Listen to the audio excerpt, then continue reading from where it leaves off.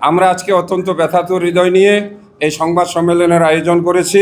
আপনারা অনেকে জেনে থাকবেন, ব্রাহ্মণবাড়িয়া সদরে বাঘাচং এলাকায় আল বাইতুল মামুর সালাফি জামে মসজিদ গত 14ই এপ্রিল কতিপয় সন্ত্রাসীরা এই মসজিদটি ভেঙে দিয়েছে এবং এখানকার মসজিদ নির্মাণের জন্য যে সমস্ত মালামাল এখানে এনে জমা করা হয়েছিল সেগুলো কিছু নিয়ে গেছে, কিছু পানিতে ফেলে দিয়েছে।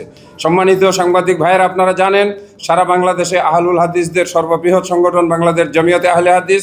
এই জমিয়তে আহলে হাদিসের সাথে যুক্ত আছে প্রায় 4 কোটি আহলুল হাদিস। সারা বাংলাদেশে আহলুল হাদিসদের মাঝে এবং সাধারণ মুসলিমদের মাঝে শিরক মুক্ত তাওহীদ এবং বেদাত মুক্ত ইবাদতের জন্য তারা দাওয়াতি কাজ আঞ্জাম দিয়ে যায়।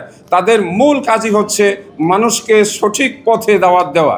আর এই সঠিক পথের দাওয়াত পেয়েই আমাদের ব্রাহ্মণবাড়িয়ার দিনী ভাইরা উৎসাহিত হয়ে এখানে মসজিদটি নির্মাণ করেন 3 বছর আগে এবং ধারাবাহিকভাবে এখানে নিয়মিত সালাত আদায় হচ্ছে, জুমার নামাজ হচ্ছে, কখনো কোনো সমস্যা হয় নাই। কিন্তু হঠাৎ করে কতিপয় উগ্র ব্যক্তিদের উস্কানিমূলক বক্তব্যে এই মসজিদটির উপরে হামলা করা হয় এবং মসজিদকে ভেঙে চুরমার করে দেওয়া হয় এবং মুসল্লিদের উপরে এমন আঘাত করে যে তাদেরকে রক্তাক্ত করে দেয়। আমি আজকে বাংলাদেশ জমিয়তে আহলে হাদিসের ভারপ্রাপ্ত সভাপতি হিসাবে এই সংবাদ সম্মেলনের মাধ্যমে জাতির কাছে এই সংবাদ আমরা জানাতে চাই যে বাংলাদেশ আজকে বৈষম্য বিরোধী একটা অবস্থানে চলছে। আলহামদুলিল্লাহ, আমরা এই জন্য সরকারকে ধন্যবাদ জানাই। তাহলে কেন সহিভাবে নামাজ আদায় করার জন্য নির্মিত মসজিদকে ভেঙে দিতে হবে? আমরা এই প্রশ্ন আপনাদের মাধ্যমে করছি।